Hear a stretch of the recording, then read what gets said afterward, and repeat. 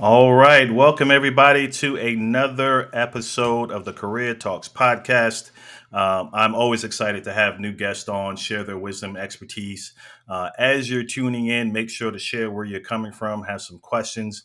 Now, typically, I talk to folks that are helping more adults in their career and transitions in all different facets. But tonight, if you've seen the flyer and the promo, we're talking to the college kids.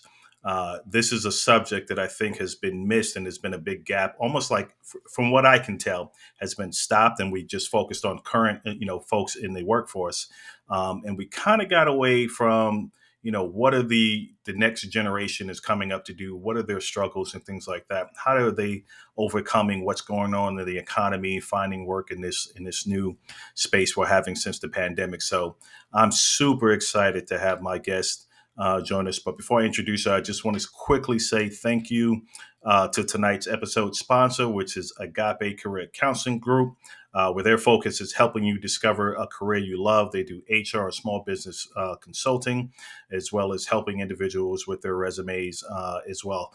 And that is led by Deborah Russell. You can find her on LinkedIn as well. So thank you, Agape Career Counseling Group, for sponsoring this episode.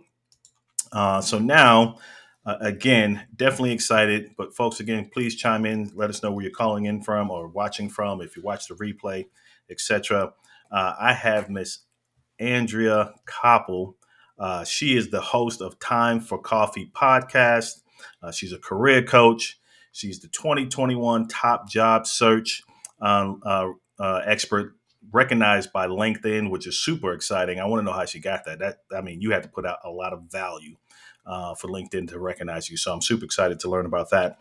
But most importantly, she's the founder and CEO of College to Career Academy, where her focus is to help college kids take their career to the corporate world. So I'm definitely excited to hear how she's doing that now. So folks, if you got college kids, I have two daughters in college. They need to hear this. Watch this, send it to them after it's over, so we can learn some more. But without further ado, let me bring on my expert guest, Miss Andrea Koppel. How are you? Good evening, Orlando. I am wonderful. Thank you so much. I just want to make one tiny Yes. tweak to what you said Okay. because if there are any other people in LinkedIn land who are watching now, they're going to Mm-hmm. say, well, hold on a second, Andrea. I don't think you were named top job expert by LinkedIn. It was by JobScan.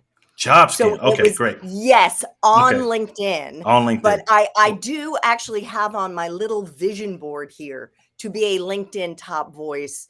It was supposed to be for 2022. They've already been named, so No. maybe 2023. Okay. But I've seen those come out from Job Scan too. That is still a very recognized, um, you know, award there. So congratulations to you on that as Thank well. you. Thank you Definitely, so definitely. much. I'm sure it's well worth it.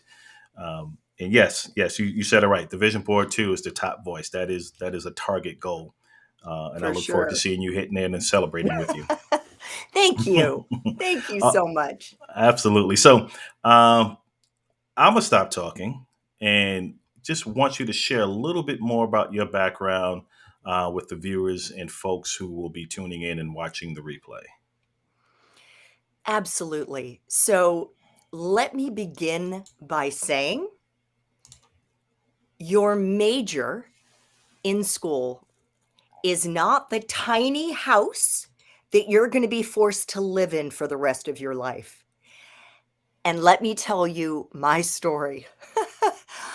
When I was an undergrad, I majored in political science, Asian studies, and Mandarin Chinese. I Oh, became a journalist. I did that for 20 years. The last 14 of them was CNN. As a foreign correspondent, I covered American foreign policy and I covered domestic policy. And then in my early 40s, the new president of CNN decided I wasn't his cup of tea, and he fired me after I had been there for 14 years. And so I learned about something called transferable skills. I didn't know that's what it was, but I eventually learned. And I used them to pivot into public relations. And I worked for a boutique firm for a couple of years, heading up their communication shop. And then I pivoted into the nonprofit world, heading up communications, international communications for the American Red Cross. I did that for a year. And then I pivoted to a different type of nonprofit that did both humanitarian and development work, but I did that in a public affairs function.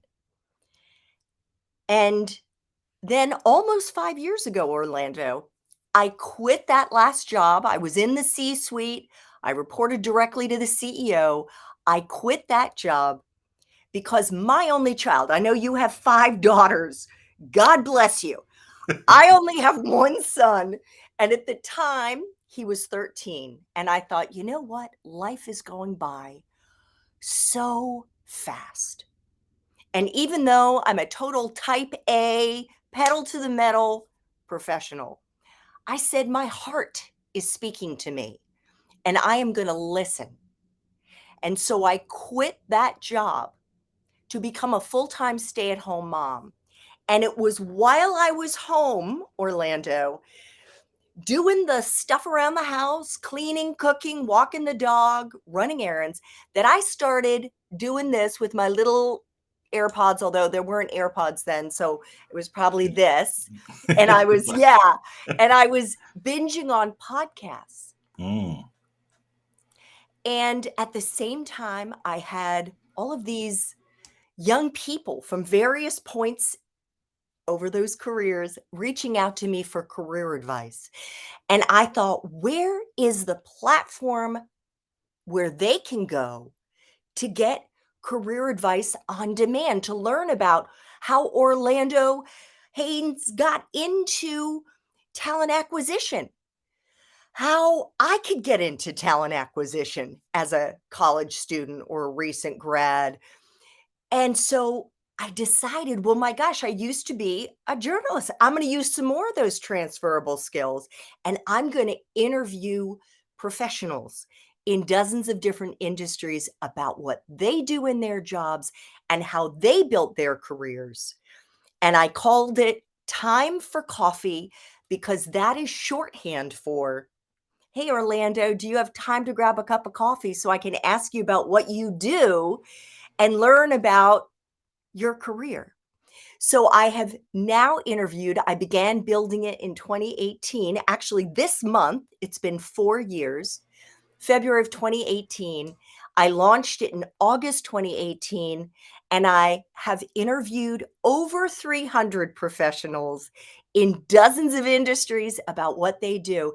And through the course of doing those interviews, Orlando, I should also say my mission in building Time for Coffee was to, and continues to be, to empower college students to turn their expensive degrees into careers with an S that they will love.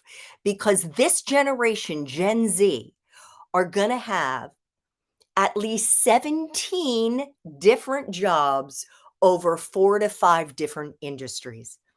And through the course of doing probably about 100 of those interviews, I was like, you know what? I'm seeing all kinds of cross-cutting themes here that I am not hearing conventional wisdom telling these young people about. So that's what got me into career coaching for college students to help them make that transition from college to career.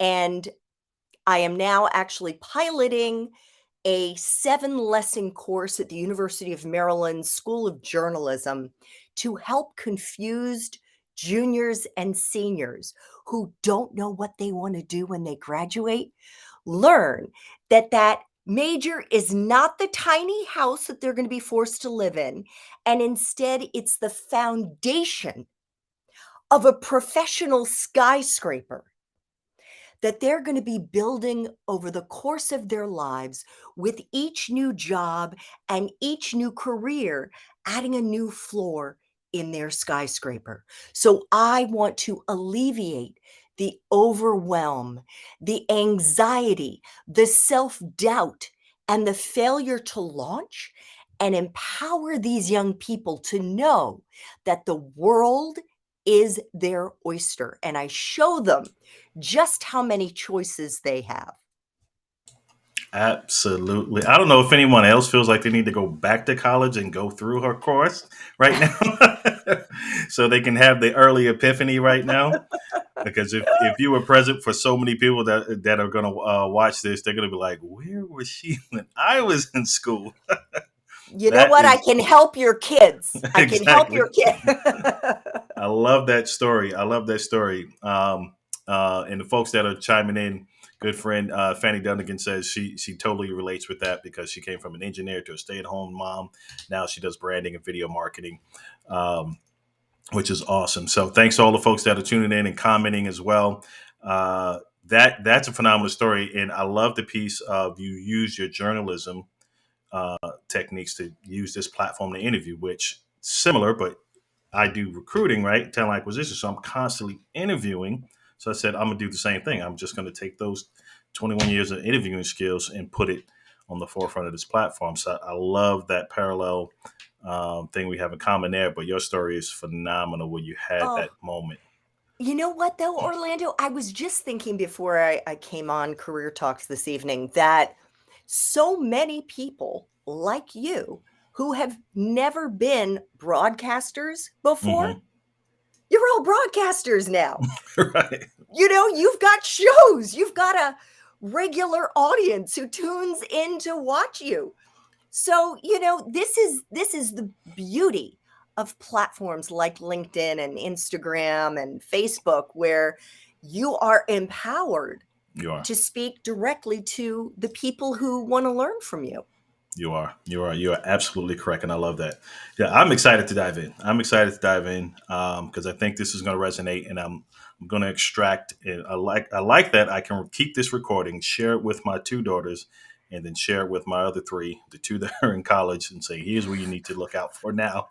And I may be putting them through their course, so look out for that. So, but Love it. quickly say hello to the folks that are tuning in.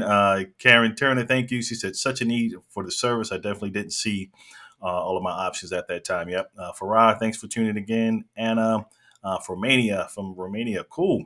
Jonathan from the Philippines. Love it. Thank you. Thank you for tuning in. Get your pens and pads ready. Again, if you have kids, you're going to want to share this with them. So let's begin. Where you started to allude to where this concept came from, because I think you said you started to listen to your heart, right? So where was that pivot? If you can unpack that a little bit, where you said, "I need to go back because I went through it. I seemed I was pivoting here, here, here. How do I shorten that time gap? Because that's what you're doing.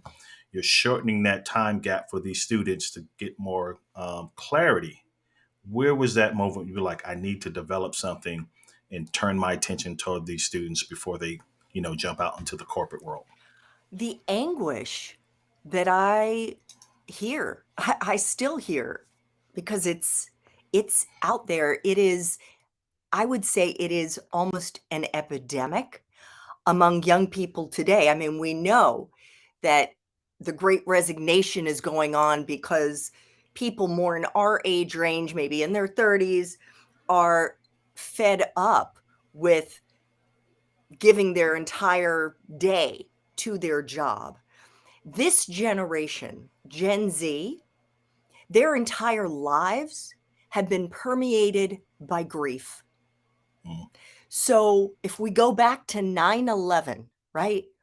They were born right around that time. So their parents were dealing with that. That's going to come into the home. Then you've got the Great Recession of 2008. Then you've got school shootings. You have the Me Too movement. You have Black Lives Matter. You have the pandemic. So, actually, one of my friends who happens to be both a United Church of Christ ordained minister and a certified grief counselor, she and I have actually written an op ed that we haven't placed yet, but we want to call Gen Z Gen G for the grief generation. Mm. And apparently, the emotions, the way that grief shows up, looks a lot like what these young people are manifesting, and that is failure to launch, very low threshold for overwhelm. They can't deal, like, very like, for us, and especially as parents, there's this, "Well, gosh, why aren't you showing more grit, more resilience? Why can't you bounce back? Why can't you just go out and do it? I did it. All these other people, adults in your life have done it." Well, it's because their whole lives have been permeated by grief. So, I hear the pain and the anguish, Orlando, and I thought, well, this is a way that I can help them. This is a way that I can level the playing field.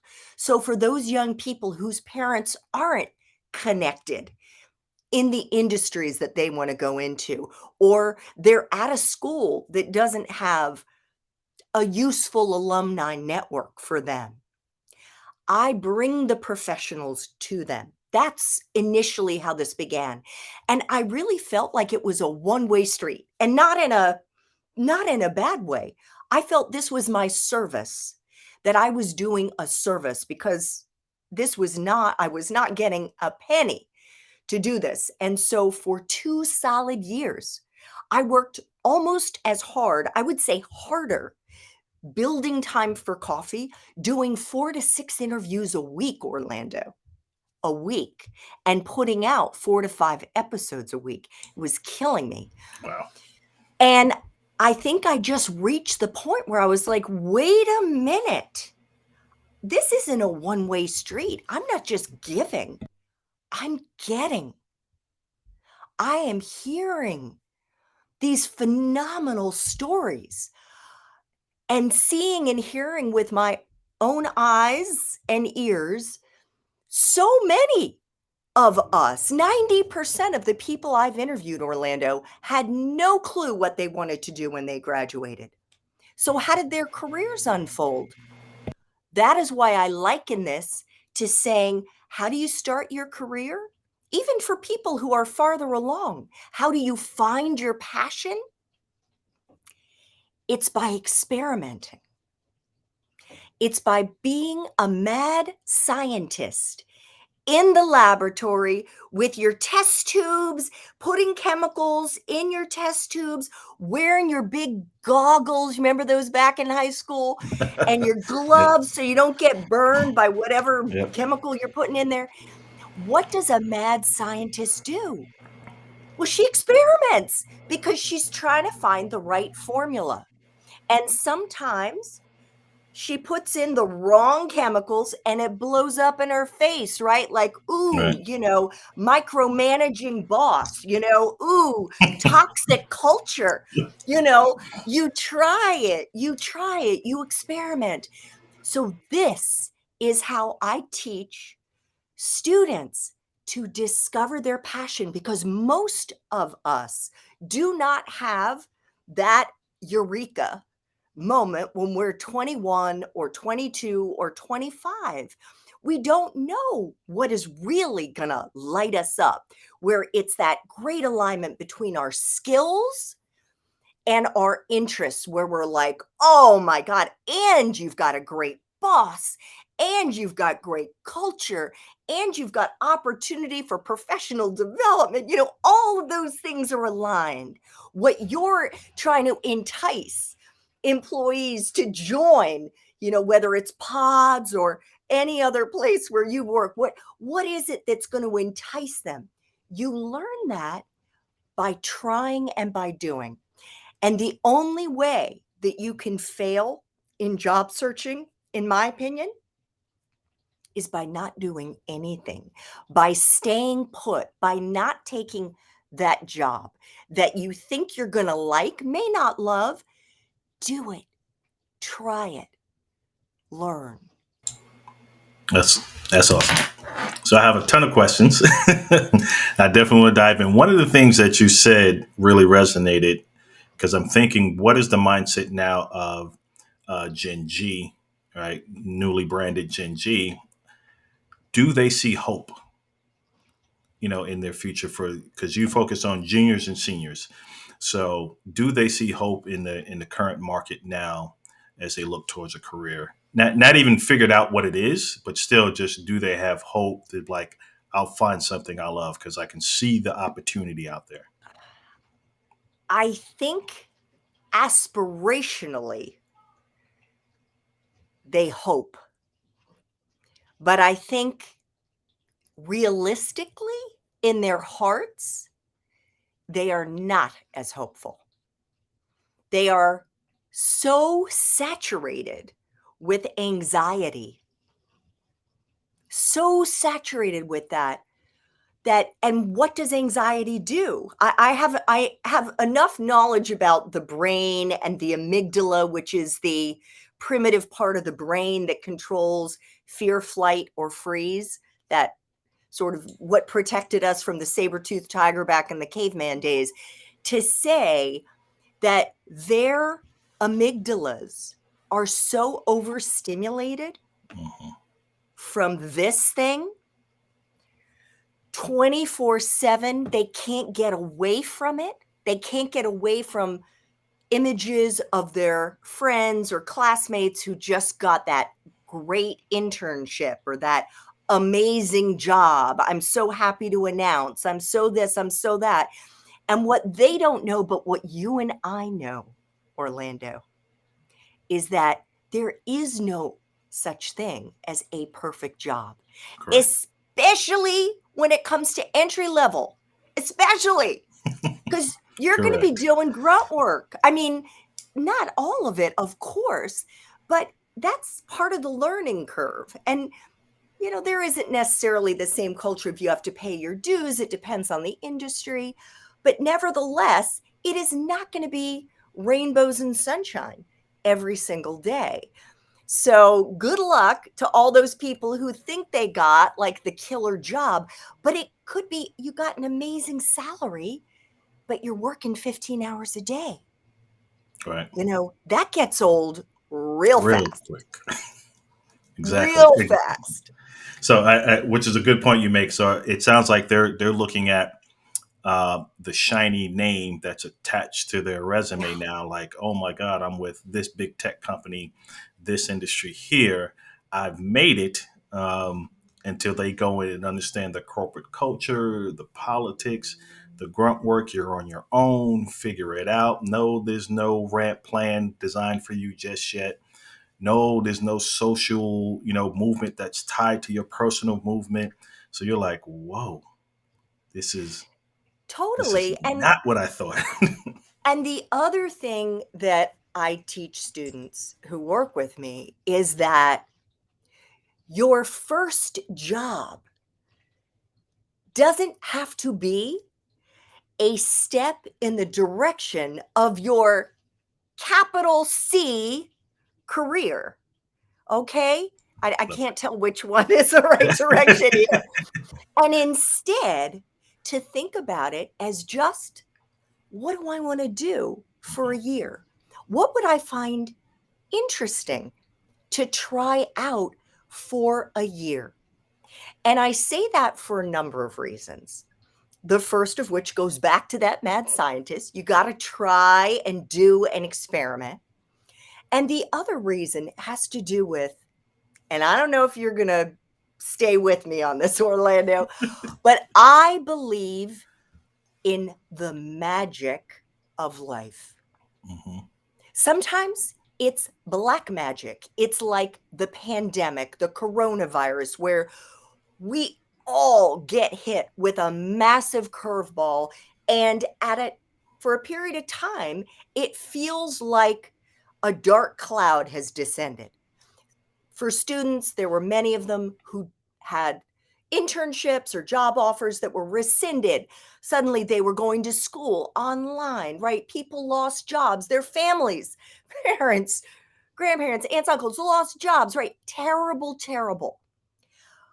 that there's also fairy dust magic. And by that, I mean you meet someone who opens a door for you. You could be standing online in the grocery store. You could be at a party and you meet this person and they're like, "Oh, you're interested in such and such? Well, I know somebody who works at that company." Suddenly you've got a referral. Or they've introduced you to a type of business industry that you didn't even know existed because guess what? It didn't. It was just created. And this is going to happen to you throughout your life. Initially, and I don't know about you as a now corporate recruiter in talent acquisition, but when the pandemic hit, I was planning on launching a course. And I never used Zoom before, none of this stuff. And it felt like my brain got overwhelmed. Like as I started to think through all the different things I was going to do with my business, today I look at the fact that most or many things are virtual as being a benefit to my business. Okay.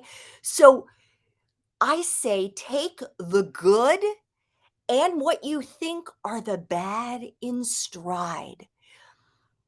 Have positive energy and a positive mindset because now I give you my word of honor, Orlando. I see the curveballs that come my way, the challenges that come my way as an opportunity. Because every time something negative happens, I'm doing a lot of air quotes tonight. Every time something negative happens, I swear to you, around the corner, something amazing happens. Hmm. This is life. This is what is going to happen to you. I even just wrote a post when I was promoting the show tonight saying, most of us can't predict what's going to happen 5 months from now, let alone what's going to happen 5 years from now. So just think about, what do I want to do for a year? Because your life is going to pivot and turn and evolve in ways you cannot even imagine. Love it, love it. So let me play devil's advocate because this will be, I think, when you answer this, it'll be a teaching moment. So for the masses, the smart hiring managers know that kids coming out of school, they'll probably be there to your point, year or two, get their feet wet, understanding before they really start to figure out the path they want to go to. How should they go about when they're in the interview process? Because you're coaching them really from the beginning, right? How should they go about that process, knowing, right? Because they have to say all the right things to land a position, but again, rare do you see someone be there from there for the next 10, 15 years, as we were talking prior to coming on. What are those conversations like with those students as you're coaching them, and how are you setting their mindset to approach, their first, second, third interview? I love this question. And I would say it goes back to evaluating what jobs you're going to apply for. So rather than just spraying and praying, all right, I have what I call the 4M framework that I have my students go through and evaluate, which has to do with things like, do I want to work for a mission driven organization? And that doesn't have to be a nonprofit. That could be a company that just, it could be like Tom's Shoes, some company that is looking to make an impact. It could be an Amazon. What is it that really resonates with you? Is that something? And I recommend that students and adults find that type of an organization because there is research to back up the fact you're going to enjoy your job more when you feel like you're contributing to something that has to do with the greater good. The second thing has to do with money. And then it has to do with which is a reality for for everyone. And then it's about mobility. Do you want to be sitting in front of a computer, or do you want an adventure? Do you want to be traveling? Um, do you want to be like going out there kind of visiting new cities or towns, or do you want to live close to home? So we go through the 4M framework Hmm. to evaluate what their priorities are. So after we've identified the kind of job functions that align with their top hard skills and the industries that align with their interests, then we start evaluating companies. All right. And this is how you can see, well, maybe I can't say if I'm going to be passionate about the job, but I'm passionate about this company. I love the mission. I love the values align with who I am as a person. So I think that's how they can telegraph that in the interview, which is to say, I think this job for sure is going to play to my strengths of XYZ. I read in the job description that these are really important to your firm. And let me tell you how I've demonstrated them. So we ground it in what their personal experiences are, and we really help them to align who they are as an individual with the company that they're looking to work for. Absolutely love that. So the four M's I framework did, is yeah, I didn't say one the more. fourth. Oh, I what's the didn't fourth? say Okay. the fourth because I was blanking on it. Just give me No 1 problem. second. Mission, money, mobility, Ability. and it's about motivation. Okay. How hard you want to work. This goes Mm. to the I want to earn a huge salary. Well, guess what, my friends? There's a price you pay for that, okay? You chances are you're going to be working your tail off and you're not going to have a whole lot of work-life balance. So with the 4 M's comes a trade-off. Hmm. You're not very rarely are you going to find all 4 boxes getting checked. So what is your priority, and be prepared to maybe have to give on another M that's important to you. I like that. I like that you're talking, reality with the students. You're not puffing smoke because you're shifting their mindset to current time, right? It's, hey, here's where we are. It's not like when we went to school or wherever you have you. Now here's your focus. Here's what you need to start looking at to get focused as quick as you can. Everyone's not going to do it. You got some adults that are still not focused, right? So it happens. But I love the fact that you're hitting them between the eyes, but it's an education and it's a thought provoking tool, the four M framework that you're using to for them to start thinking, yeah, let me not wait till senior year, 2 weeks before graduation, what I want to go to start looking, dipping and diving. I can do that now and really position myself. So I absolutely love that. When it comes to the motivation piece, I think, and this could just be my way of thinking, do you see a lack of motivation? Again, and it's coming back to the current conditions with that. Do you see a lack of motivations? They're like, does it matter if I get my degree in, business management, IT, digital marketing now? Like, what's the purpose? The market is what the market is. I'm not going to find anything. I would say there is not a lack of motivation around getting good grades around their degree. And Hmm. honestly, I tell them, and the person who I interviewed this morning, Adam Broda, who happens to be in the tech industry, worked for Boeing for 8 years, he says the same thing. And that is, do not stress about your GPA. And let me ask you, technical recruiter, hiring guru, do you care about your candidate's GPA? Okay. Nope. No, no. So we Zero. need to hammer this into the heads, including your 2 daughters who are in college. It is more about learning. Okay, yeah, you want to learn, but go and experiment with activities. Test. Do internships, try out. That's a great kind of low risk way for you to try out different jobs in different industries. Join the clubs, and many people have to work. Many people have part time jobs or full time jobs. In fact, one of the young women who's interning with me right now, she holds, I think she's working 30 hours a week at Starbucks while she's getting her degree, and she's giving me like 8 to 10 hours a week in an internship Wow. on top of that. So, there's some amazingly hard working, ambitious young people. Where I am finding the disconnect, Orlando, and you and I were so lucky we didn't have to go through this, because back in the day, we just needed one resume. One resume. Didn't Exactly. matter where we were applying. We just sent that same resume off. Okay. But we also didn't have LinkedIn. You Correct. know, we were also using rotary phones, and there was a little Correct. hamster running around in a wheel to make that thing go around.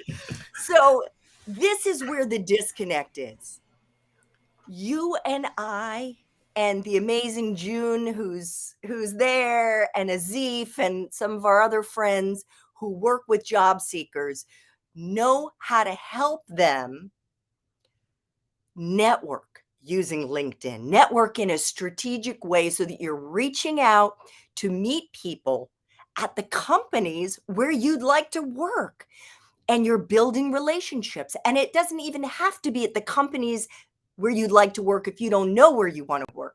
It can just be talking to people who are in jobs that you think sound interesting, so that you can learn more, so that you can have time for coffee, whether over Zoom or the phone or in real life. That is where the disconnect is. Because in order to build relationships that will lead to the referrals, you have to put in the hours. You have to do regular outreach. And I am finding there isn't a lot of excitement around that. And Mm. I get it. I get it. It may not sound like the most interesting thing to do when you've got all these other demands on your time, but this is the golden key. This is it right here, dropping the truth bombs. If you want to get a job that you will most likely really like at a company that you may feel passionately about, if you don't have connections there and you didn't go to one of, the schools where the recruiters go, and all that kind of stuff, it is very hard. Mm. Very hard. And I could ask June, like, what is the percentage of people who do not have a referral who would break through at a company like Meta? Right. So if you want those jobs, I can teach you how to do it, but you, my friends, have to do the work. You have to do the outreach. I can teach you how to have a conversation with someone you don't know so that you make the most of those 20 minutes and don't go down rabbit holes asking questions that are not valuable to you. What is valuable? It's building a relationship, a heart to heart connection. So that person on the other line, that person on the screen or sitting in front of you, really feels, hey, this is a cool person. I like this person. When we like someone, we help them. We are more inclined to help them. Secondly, if they're in a job that you're curious about, what do they do in that job? Take me off the job description and into a typical day on the job. What software are you using? Certain software? Like, what does a typical day look like? What surprised you about your job that you didn't know before you started? This is all valuable information to you. You're like a detective. You're getting some clues as to whether or not this could be a good fit for you. And then at the very end of the conversation, and there is not universal agreement around this.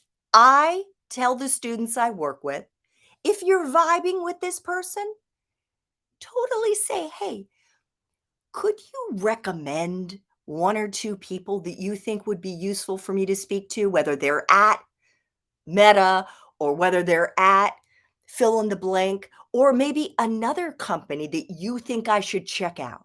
I would be incredibly grateful to you. I feel like you're not asking them for a referral into their company. You're just trying to expand your network and learn more. I love that. I love that way because it's not what's the word I'm looking for? It doesn't seem obtrusive to where you're asking them to almost be a sponsor for them, but you're kind of doing it in a way where it's more like, oh, sure, I think this person can add some value, shed some light, give you some direction. I love that approach, which is super super key. And some other things you touched on, which was huge, connection and networking.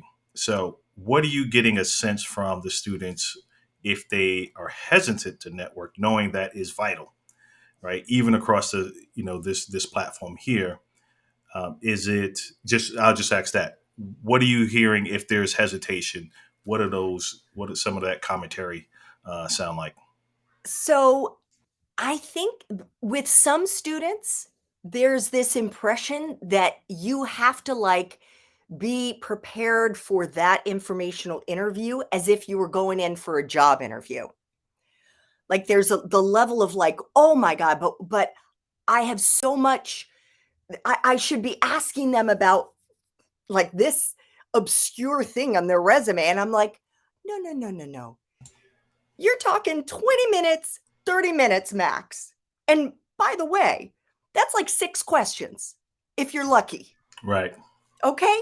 So lower the stress threshold. You do not have to do this huge amount of work. Yes, read their LinkedIn profile. Yes, see if there are particular, right? Like the job functions that interest you.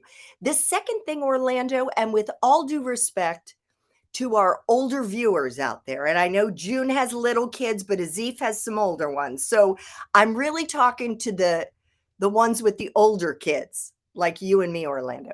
Hmm. So, and that is, we should not really be introducing our college students to our peers. Okay? It is really of almost no value to you as a 20-year-old, 21-year-old to talk to one of Orlando's peers in recruiting. Okay. Now, maybe his industry is a little different because maybe one of Orlando's peers is also in talent acquisition and can give you some valuable tidbits. But if you want to get into talent recruiting, talent acquisition, it is far better for you to talk to somebody who's within 5 years, maybe 8 years of you in any industry, okay? In any job function. And that lowers the stress. It lowers it immensely because if I'm talking to somebody who just graduated 4 years ago, 5 years ago, I'm talking to a peer. There's a whole different way that we're going to connect. I'm not going to be calling you sir or Mr. Haynes. I'm going to say, Orlando, what a pleasure. And we're going to like have things to talk about because the other pieces, I teach my students how to leverage their alumni network. So you are reaching out to young people who went to your school, who may in fact have had the same major, but you automatically are going to feel less stressed and you're going to hear more actionable advice because you're going to get a window into what they are doing or did in a role that you may get within a year of getting out of school. And they're going to have their ear to the wall too in terms of what openings maybe come up. And frankly, I people may push back on this, but I tell my students, if you're talking to somebody who's within 3 to 5 years, you could totally say, "Hey man, help me out. Yep. Are there any openings?" Like, seriously, you know what the economy is like. I'm like, the clock is ticking. I'm graduating in 3 months. Where should I be looking? Love it. Love it. Here's what I rarely say. Just being in the industry and talking to so many people over 20 years, your perspective is so unique that it's a de-stressor for these students because like you mentioned earlier, the anxiety and just the thought build up, they're like, oh my god, I gotta talk to someone 30 years my senior, and hopefully they're giving me time, and what they give, what the advice they tell me resonates with me because there's such a gap. But you're saying same tactics, but let's lower the bar and expectation of who you speak with so you gain immediate value. I absolutely love that. I don't think I've ever heard anyone share it in that fashion. So that's something I think it's going to be crucial, even to this day. And speaking with my daughters, and again, this is why it resonates with me so much. I was of that mindset too. It was just like because that's what we all grew up on. Talk to the Yes. person who's at the tipping top. But how can you get Yes. to him or her? Do they have time for you? No, start at your level, or a little, like you said, a Yes. little bit before, where the access is there and they can share more, saying, hey, okay, I see where you're going. Here's I can get you from point A to point B, C, because you're talking to someone who's at the top. They're not going to get you Yeah. there.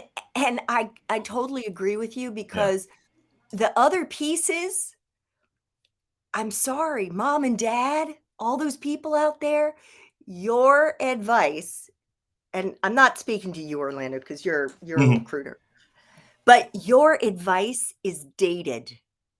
The world has Correct. changed a lot since we were in that level of the job market. And honestly, I didn't know how much I didn't know until I started doing all these interviews and then got on LinkedIn and started learning from amazing people like Azif and June and just benefiting from this incredible community of coaches who are on LinkedIn working with all different types of clients. I love it. I love it. Time has flown by. Oh my god, it is way past. We kept you, but the Ooh, information you were given, I know we said 45 minutes, and we're almost on 50 minutes. And I want to be mindful of your time because you have a lot going on. But I also want to give you the opportunity to share again. One, the program that you have coming up that you mentioned with the university, and two, where can people connect with you the most and gain your information, any downloads, any information they can share with their college student kids. sure. So I would say I welcome you to follow me on LinkedIn, connect with me on LinkedIn. I do my very best to post content every day. And then I would say I have a course. It's a 7-lesson course. If anyone out there is connected to universities, colleges, community colleges that think they would be that they might need this type of course in 7 lessons in just about 4 hours. I take juniors and seniors who don't know what they want to do when they graduate from confused to clarity with at least 3 different career options they would be excited to explore. I am piloting it right now at the University of Maryland School of Journalism with my students there. And it is free at this stage of the game. I would love to provide this course to you in career centers as a free offering for your student body. Love it, love it. And where can they catch Time for Coffee Oh podcast? gosh, I forgot about Time for Coffee. I didn't Oh my forget. goodness, here we go. So time, the number 4, coffee.org, just like it's college to career. I don't know where the numbers come from. But anyway, you can catch it on your favorite listening platform. It I would love to tell you it drops the same day every week, but I usually release anywhere between 2 and 5 or so episodes a week. And you can also go to the website, time4coffee.org, and you can search the virtual database that I have on the homepage by industry. So you can check out different professionals at all different ages, 20 on up. And you can also, if you would like to book me as a coach, you can go to the career or the coaching tab rather on the Time for Coffee website and book a free discovery call with me. Absolutely phenomenal time speaking with you tonight. And folks, again, definitely tune in because and follow Andrea because she shared some very unique perspectives that I think will take a lot of stress off your college students, regardless of where they're at in their college career, as to what's next for them. And I think that can help them in so many different levels. So many different levels. It can take pressure off them with schoolwork projects because they're gaining clarity sooner than expected. So uh, I think that what has what we talked about today is transcending some things that I think could be super powerful for college kids. So thank you so much, Andrea, for your advice, for your wisdom, for your expertise, for your Oh, mission to support. I absolutely will be having my kids view this. Is there a book coming out that we can look forward to as well as the I program? am, I have some things going on up here, but I haven't yet figured out the exact structure of it. But at some point, I hope to have something. Thank you for asking. And let me just say, this was Yes. such a pleasure. I greatly appreciate having this opportunity to speak to your audience, Orlando. And I just really enjoyed the back and forth. I as well. I as well. So I'm gonna close this out with a quick video and then chat for a couple of seconds behind the scenes. But folks, thank you so much for tuning in. If you have questions, tag Andrea in your comments and questions, and I'm sure she'll be happy to fill those out to you. But follow her. Thank you for tuning in, and we will see you next week.